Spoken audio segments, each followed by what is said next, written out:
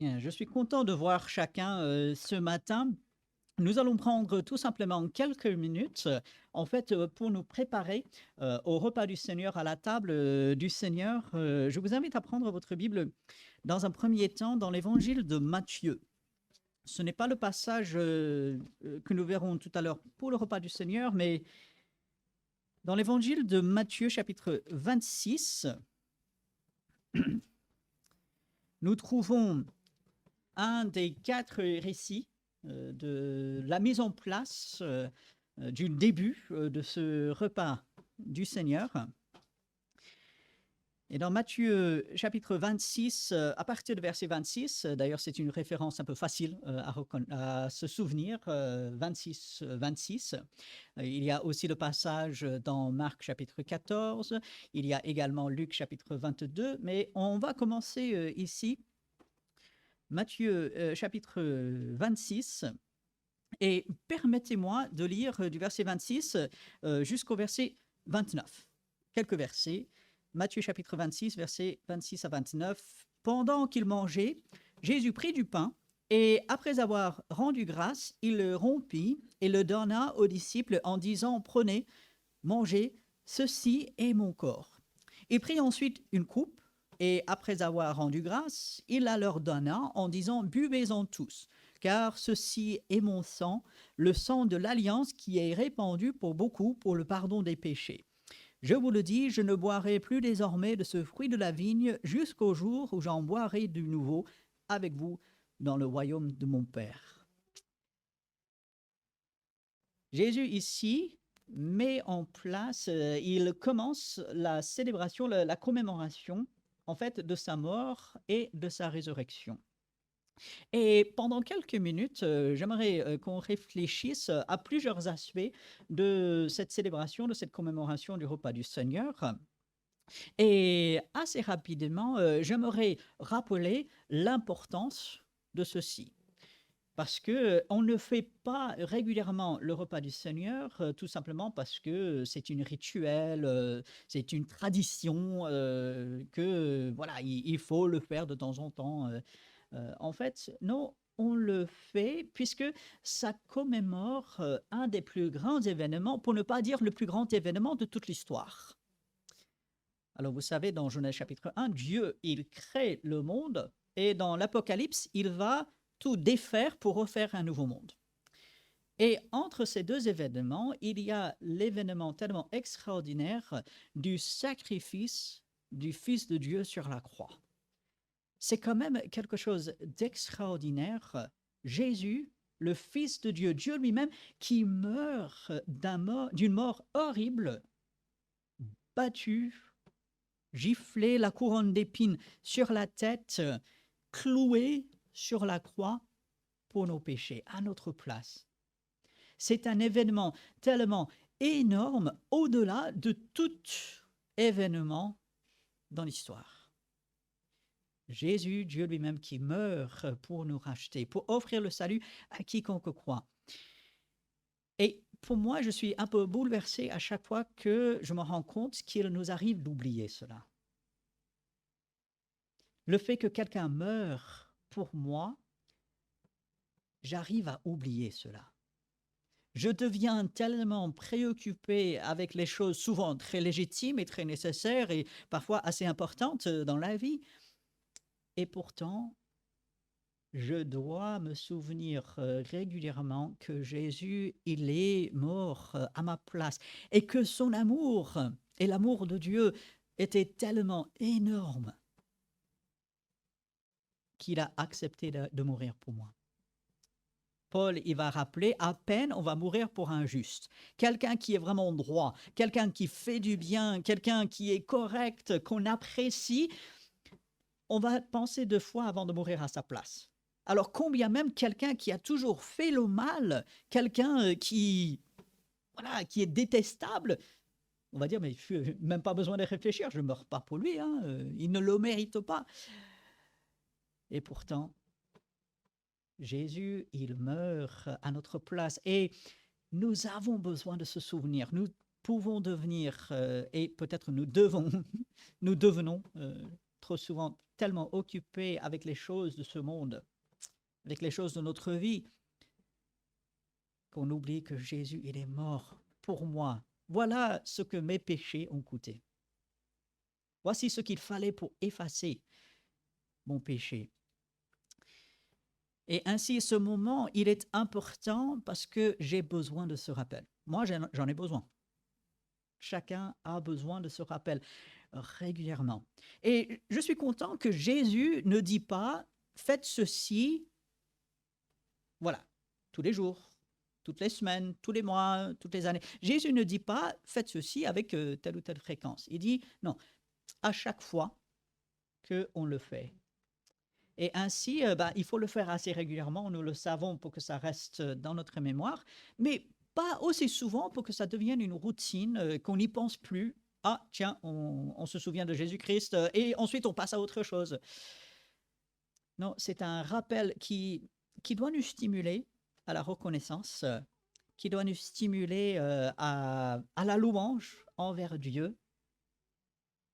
Et ainsi, Jésus, il met en place cette commémoration. Donc, c'est important parce que ça nous aide à nous rappeler. Mais c'est également important parce que c'est parmi les deux choses, les deux manifestations que Jésus a données, parmi les deux derniers commandements, puisqu'on est commandé d'observer régulièrement le repas du Seigneur, et puis on est commandé à observer le baptême. En fait, qu'est-ce que Jésus a dit? Faites des disciples, des gens sauvés, baptisez-les, enseignez-leur tout ce que je vous ai prescrit. Et ainsi, le repas du Seigneur, c'est important parce que c'est quelque chose que Jésus a dit, voilà, il faut le faire. Et si on néglige cela, on est en train de négliger quelque chose que Jésus a dit explicitement. Et puis, on est en train de négliger, si jamais on négligeait le repas du Seigneur, on est en train de négliger la pratique depuis le tout début des enfants de Dieu. Si vous allez dans Actes chapitre 2, qu'est-ce que nous voyons? Nous voyons, après la Pentecôte, que les enfants de Dieu se réunissent, et ils se réunissaient presque tous les jours. Ils étaient ensemble, et qu'est-ce qu'ils faisaient? Ils priaient, ils lisaient la parole, et puis il y avait ce qu'on appelle la fraction du pain. En fait, ils mangeaient, mais avec cela, il y avait également le repas du Seigneur. Et ainsi, cela a été le témoignage des enfants de Dieu depuis toujours, parce que, encore une fois, ils voulaient se souvenir et ils voulaient obéir à Jésus. Et ainsi, je ne prendrai pas énormément de temps de plus, parce que je crois, ici, on est convaincu de l'importance. Mais je tenais quand même à rappeler, ceci est important. En même temps, aussi important que ce soit, le repas du Seigneur, la phrase biblique, la table du Seigneur, ça devient trop mystérieux par moments.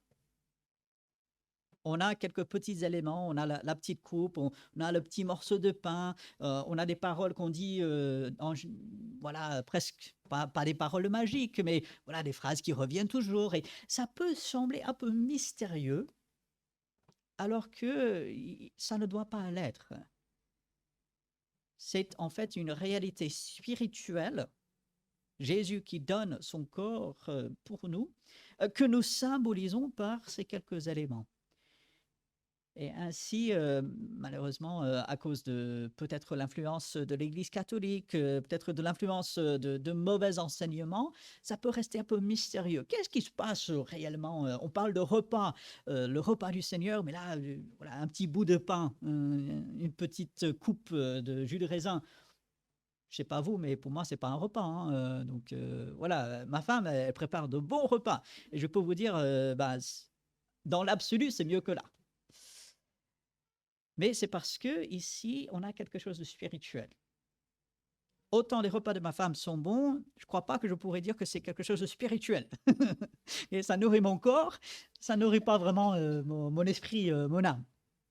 Ici, même si le symbole physique semble petit, semble presque insignifiant, en fait, la réalité spirituelle derrière, c'est quelque chose de profond. C'est quelque chose d'énorme, parce que ça représente l'amour de Dieu pour moi. Et ainsi, rien de mystérieux, rien de mystique, ça ne se transforme pas en autre chose, comme certains peuvent l'enseigner, le prétendre. Non, ça reste un symbole de l'amour et du sacrifice de Christ. Et ce qui est merveilleux avec cela, c'est que ce symbole, même si on le voit que chez nous une fois par semaine, c'est quelque chose que nous pouvons porter avec nous jour après jour. Ce que nous faisons pendant quelques instants le dimanche matin, une fois par mois, ne doit pas rester pendant ces quelques minutes seulement. C'est quelque chose que nous devons porter avec nous jour après jour. Et permettez-moi de vous dire que lorsqu'on se souvient du sacrifice de Christ, tout ce qu'il a enduré, tout ce qu'il a subi à notre place pour nous, lorsque nous sommes confrontés avec les difficultés de la vie qui sont bien réelles, qui nous touchent parfois de manière profonde, lorsque nous nous souvenons de Jésus-Christ dans ces moments, ça permet de supporter, ça permet d'avancer. Et lorsque nous nous souvenons que Jésus a fait face à des trahisons, Judas, qu'est-ce qu'il va faire? Il va aller et pour quelques pièces de monnaie, il va trahir le Fils de Dieu. Il va dire, je préfère l'argent plus que finalement celui qui peut sauver mon âme. Et nous sommes face à des gens aujourd'hui qui sont obsédés par le matériel, n'est-ce pas? Qui courent à droite et à gauche pour l'argent, pour la gloire, pour le pouvoir. Et Jésus, qu'est-ce qu'il a fait?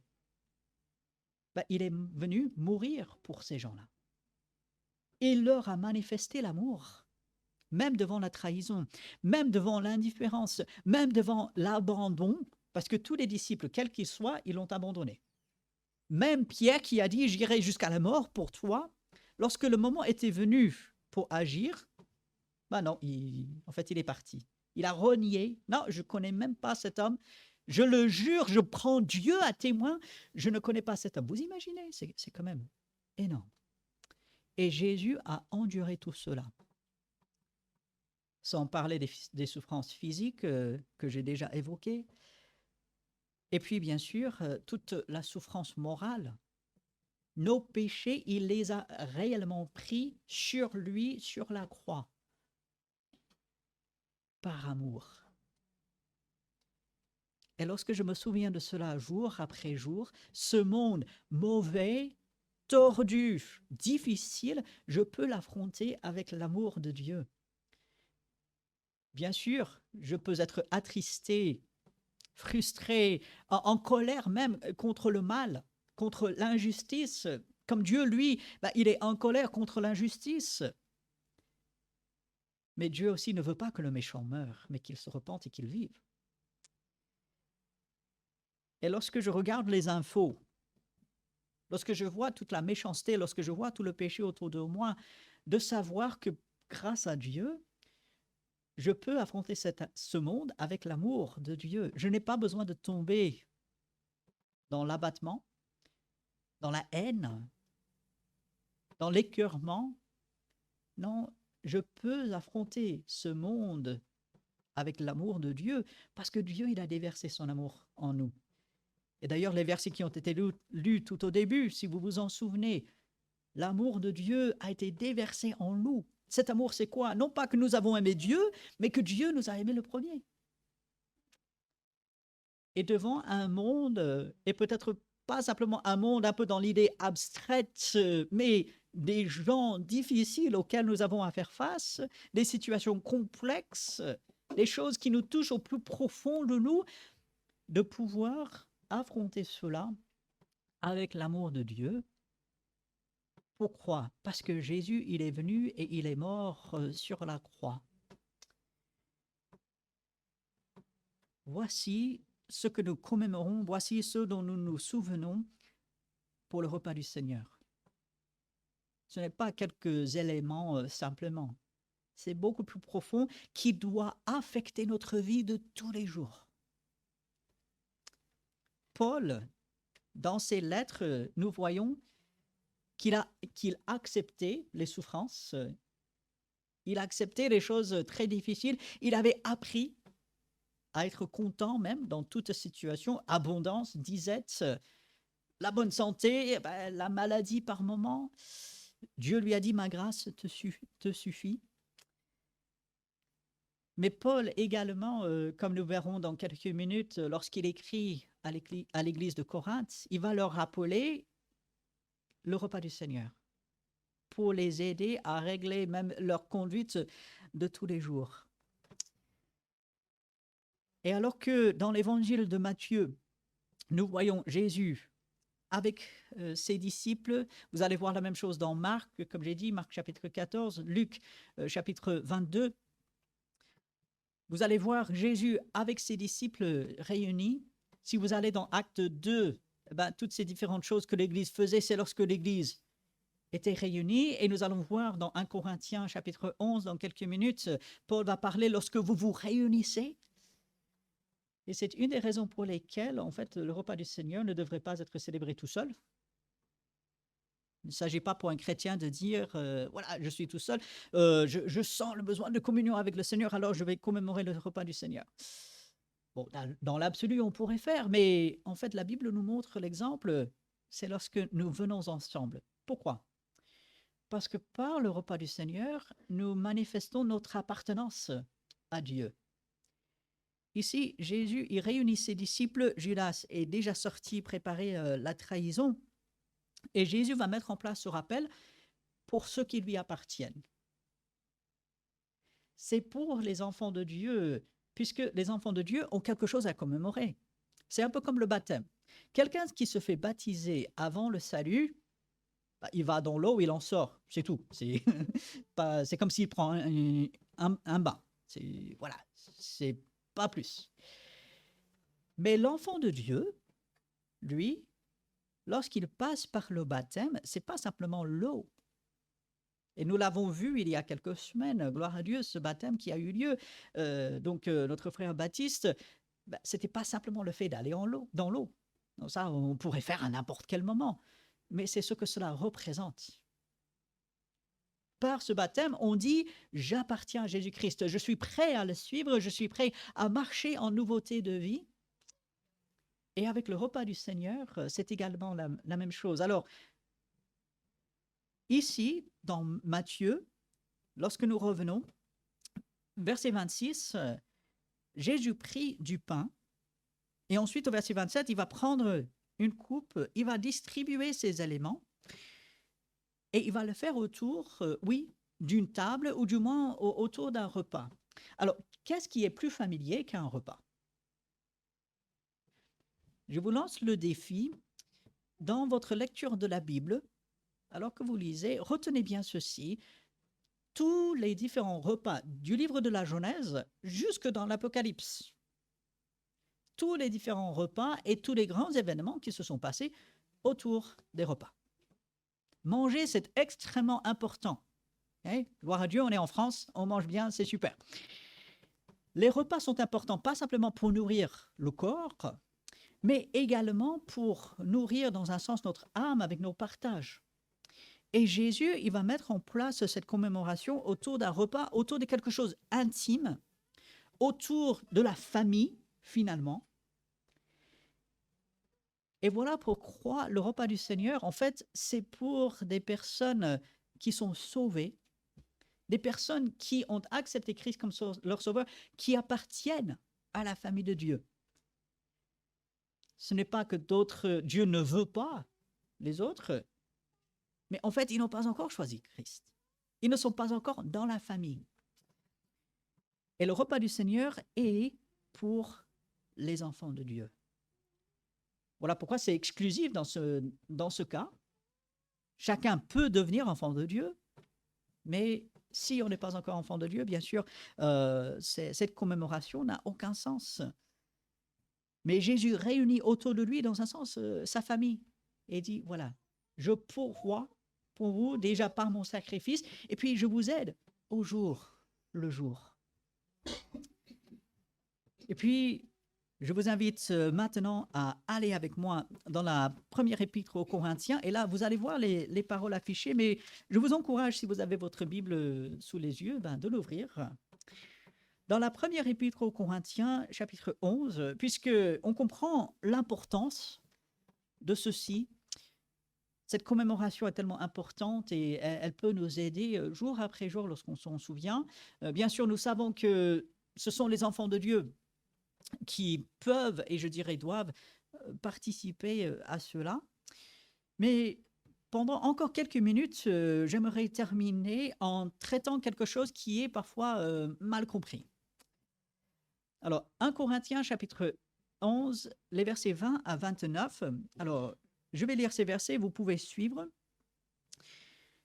Paul dit ceci à l'Église: donc, lorsque vous vous réunissez, donc encore une fois, on est ensemble, c'est pas chacun chez soi, mais lorsque vous vous réunissez, ce n'est pas pour manger le repas du Seigneur. Ah, tiens. Et pourtant, mais Paul dit, ah non, il y a un problème. Ce n'est pas pour manger le repas du Seigneur, car quand on se met à table, chacun commence par prendre son propre repas. Alors, égoïsme, on pense à soi d'abord. Et l'un a faim, tandis que l'autre est ivre. C'est-à-dire, il y a un manque, un besoin d'un côté et de l'excès de l'autre. Paul dit, c'est pas possible. Comment vous arrivez à faire cela? Surtout que vous prétendez venir devant le Seigneur en faisant cela. Verset 22. N'avez-vous pas des maisons pour manger et boire? Oh, méprisez-vous l'Église de Dieu et faites-vous honte à ceux qui n'ont rien. C'est très fort, là. Nous arrive-t-il de mépriser l'Église, l'assemblée de Dieu? Je pense que personne dirait, ouais, ça me caractérise. Et pourtant, voilà, dans nos actions, peut-être dans nos attitudes, méprisez-vous l'Église de Dieu? Verset 23. Pardon, je termine le verset 22. Et faites-vous honte à ceux qui n'ont rien? Que vous dirai-je? Je vous louerai-je? En cela, je ne vous loue point. Et puis, il va expliquer à partir du verset 23, « Car j'ai reçu du Seigneur ce que je vous ai enseigné, c'est que le Seigneur Jésus, dans la nuit où il fut livré, prit du pain, et après avoir rendu grâce, élément très important, le rompit et dit, « Ceci est mon corps qui est rompu pour vous. Faites ceci en mémoire de moi. » De même, après avoir soupé, il prit la coupe et dit, « Cette coupe est la nouvelle alliance en mon sang. Faites ceci en mémoire de moi toutes les fois que vous en boirez. Car toutes les fois que vous mangez ce pain et que vous buvez cette coupe, vous annoncez la mort du Seigneur jusqu'à ce qu'il vienne. C'est pourquoi celui qui mangera le pain ou boira la coupe du Seigneur indignement sera coupable envers le corps et le sang du Seigneur. Que chacun donc s'éprouve soi-même et qu'ainsi il mange du pain et boive de la coupe. Car celui qui mange et boit sans discerner le corps du Seigneur mange et boit un jugement contre lui-même. » Lorsque nous comprenons l'importance du repas du Seigneur, lorsque nous comprenons que nous devons le faire régulièrement, lorsque nous comprenons que c'est uniquement les enfants de Dieu qui doivent participer à cela, nous comprenons aussi qu'il faut de la préparation. Et c'est cet élément-là qui n'est peut-être pas toujours bien compris. Il est vrai, nous envoyons un rappel pour le repas du Seigneur pour encourager chacun à se préparer dans la prière. Vous l'avez entendu tout à l'heure dans les nouvelles familiales. Nous espérons que chacun se soit préparé. Mais cette préparation, elle est peut-être mal comprise par moment. Pour certaines personnes, la préparation, c'est je dois confesser tout péché que j'aurais pu commettre. Je dois m'assurer que tout va bien, qu'il n'y a rien, comme on dit parfois, entre moi et Dieu, entre moi et les autres. Et finalement, la moindre chose pourrait m'empêcher de participer au repas du Seigneur parce que, justement, il faut que je me prépare et, entre guillemets, il faut que je sois parfait pour participer au repas du Seigneur. Et j'aimerais vous dire que ce n'est pas ce que Dieu veut. Ce n'est pas l'état d'esprit dans lequel il veut que nous soyons. Alors, que je sois très clair aujourd'hui, est-ce que Dieu veut que nous confessions nos péchés? Absolument. Il y a le verset dans l'évangile dans la première épître de Jean, si nous confessons nos péchés, il est fidèle et juste pour nous les pardonner. Il faut confesser les péchés, que ceci soit très clair. En même temps, qu'est-ce qu'il nous faut pour participer au repas du Seigneur? Est-ce que c'est le fait que j'ai tout confessé et que j'ai regardé jusqu'au plus profond de moi pour m'assurer que tout dans les pensées, dans les actes, dans les paroles, tout a été confessé. Je suis en règle avec Dieu et avec chaque personne autour de moi. Et ainsi, voilà, je peux participer et que sinon, je devrais m'en abstenir. Est-ce que Dieu veut que je me tracasse la tête pour chercher jusque dans les moindres choses? Moi, je n'en suis pas convaincu. Encore une fois, permettez-moi de répéter, Dieu veut que nous confessions notre péché. Dieu veut que nous nous préparions.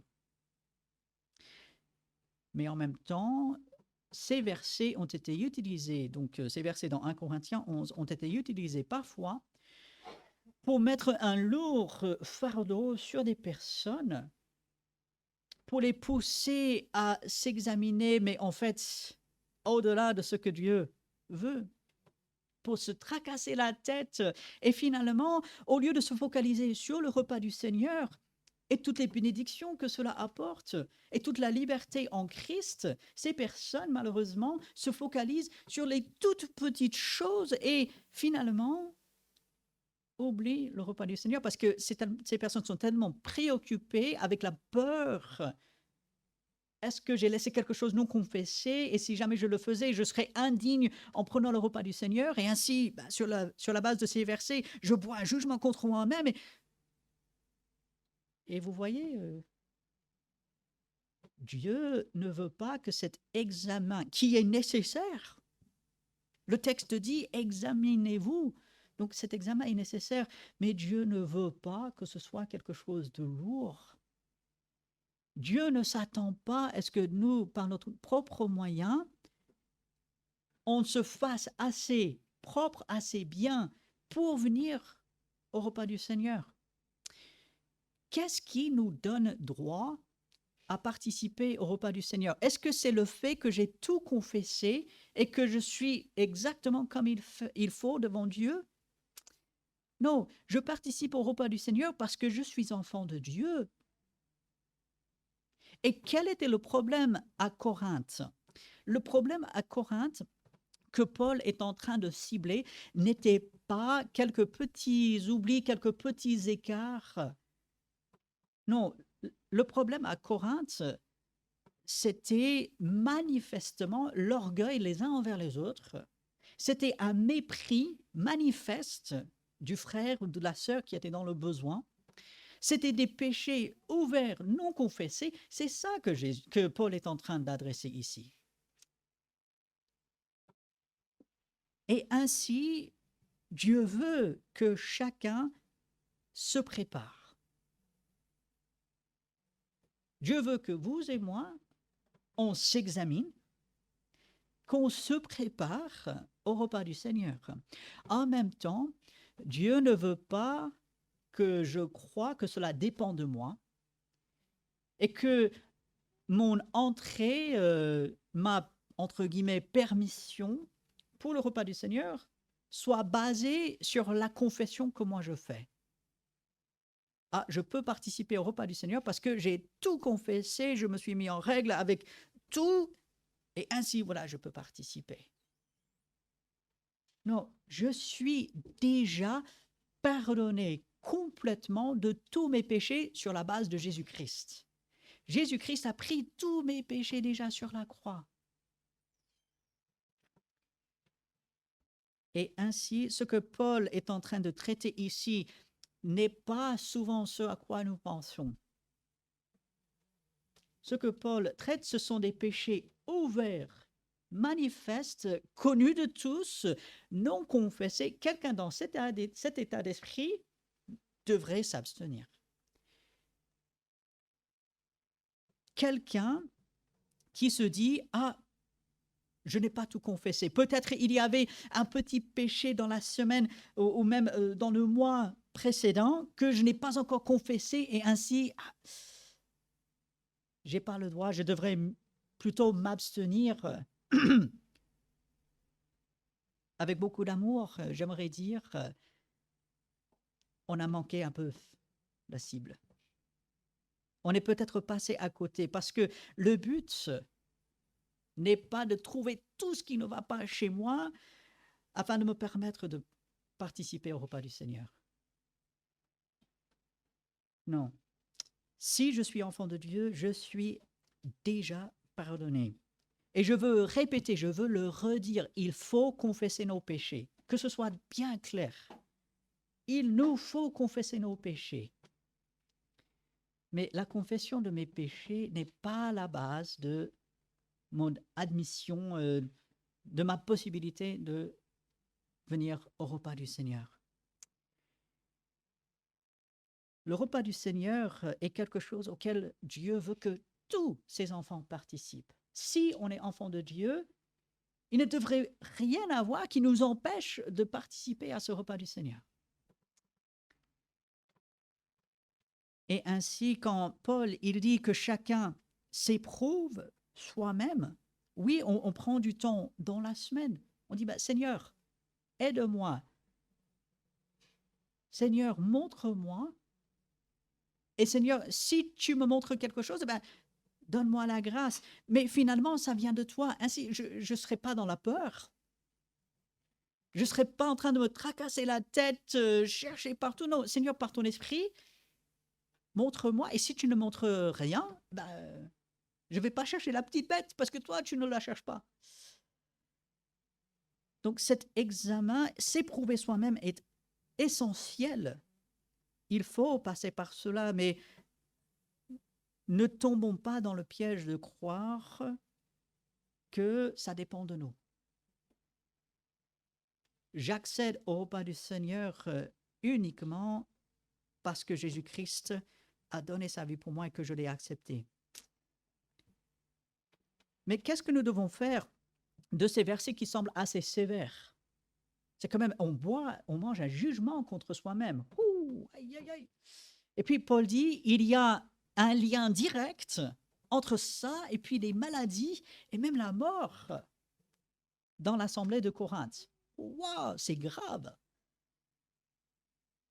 Et encore une fois, malheureusement, ces versets ont été utilisés pour inspirer la peur, mais une peur qui ne vient pas de Dieu, pour dire aux gens, attention, faites comme il faut, sinon, attention à vous. C'est jamais comme cela que ces versets doivent être utilisés. Ces versets nous montrent la gravité de la chose, mais finalement, ça montre aussi la liberté que nous avons en Christ. Non pas la liberté de péché, comprenons bien, mais le fait que Dieu pardonne. Et encore une fois, à Corinthe, qu'est-ce qui se passait? Il y avait du péché ouvert, manifeste, connu de tous.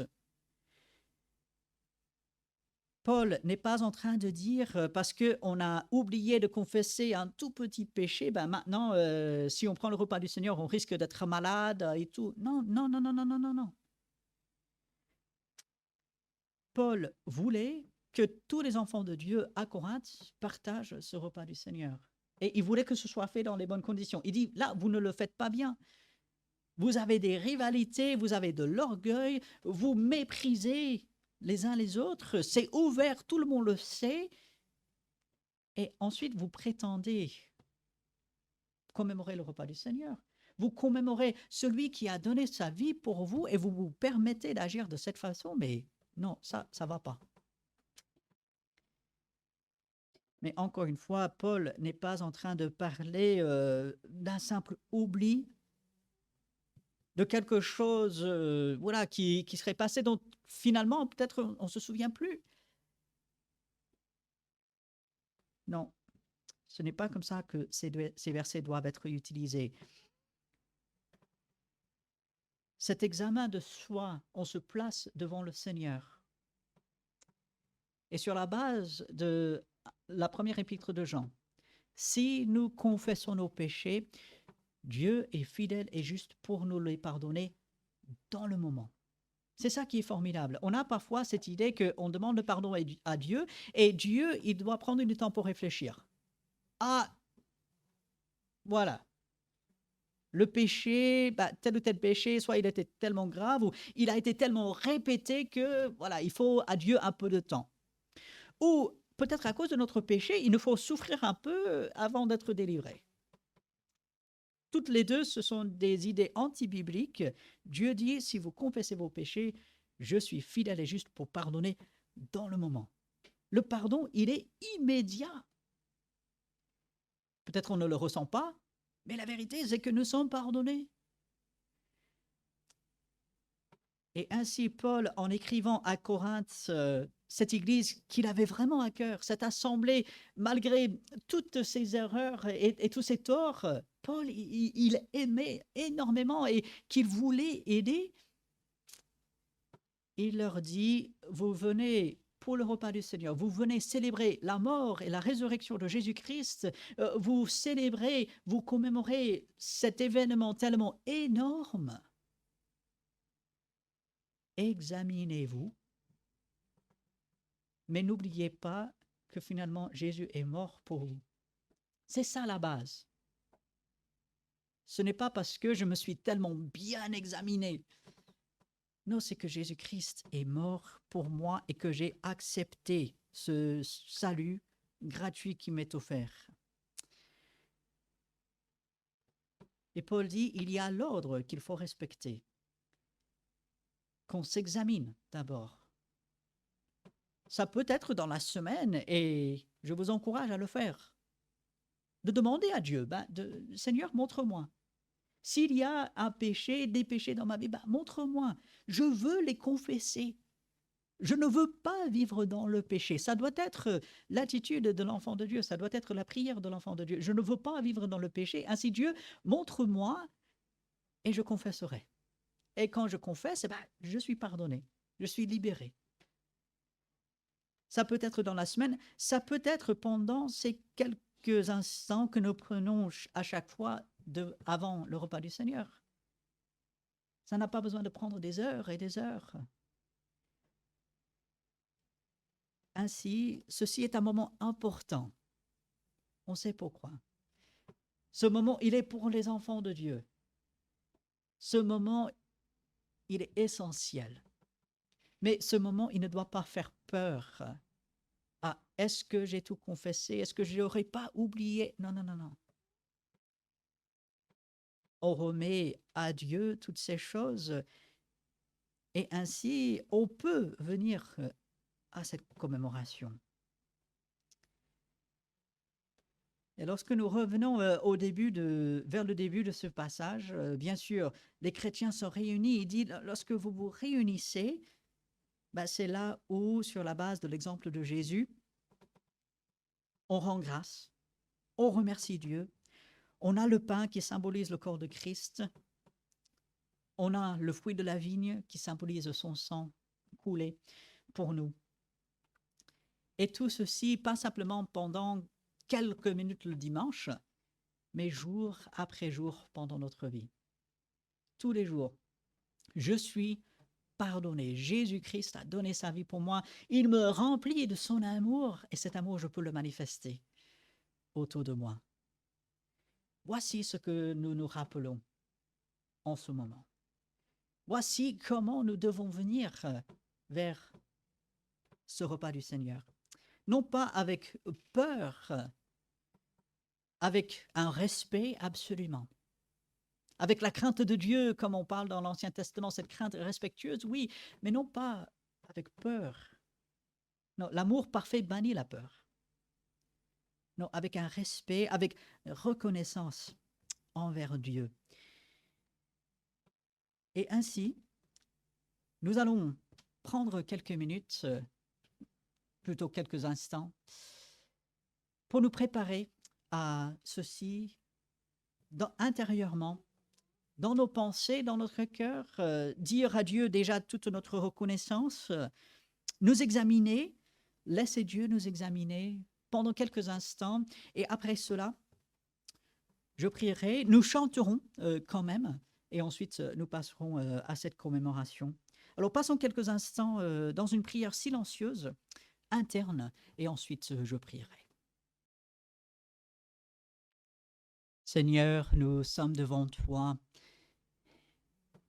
et nous sommes bouleversés, dépassés par ton amour que tu as manifesté. Cet amour si immense, cet amour qui vient de toi, qui nous remplit, qui nous fortifie, qui nous encourage, qui nous soutient, qui nous permet de tenir bon même dans les mauvais jours et de manifester cet amour autour de nous. Nous te louons que tu as accepté de venir sur cette terre, subir les injustices, l'incompréhension, la moquerie, les manques, le besoin. Toi qui depuis toute éternité étais parfaitement comblé, tu as subi dans ton corps humain toutes les choses que nous subissons. Tu t'es identifié à nous et tu es allé jusqu'à la mort sur cette croix pour nous. Mais tu n'es pas resté là, tu es ressuscité. Et ainsi tu as accompli notre salut et merci pour cela, merci pour la possibilité de nous souvenir particulièrement en ce moment de cela. Aide-nous jour après jour à nous en souvenir pour être encouragés et fortifiés. Aide-nous, Seigneur, que nous soyons préparés. Fortifie-nous, Seigneur. Et c'est en ton nom que nous prions. Amen. Je vous laisse avec un dernier verset, tout simplement dans la deuxième épître aux Thessaloniciens, chapitre 3, verset 5, que le Seigneur dirige vos cœurs vers l'amour de Dieu et vers la patience de Christ. Alors, allez avec la bénédiction de Dieu, que Dieu bénisse chacun. Très bon dimanche. Saluez-vous les uns les autres.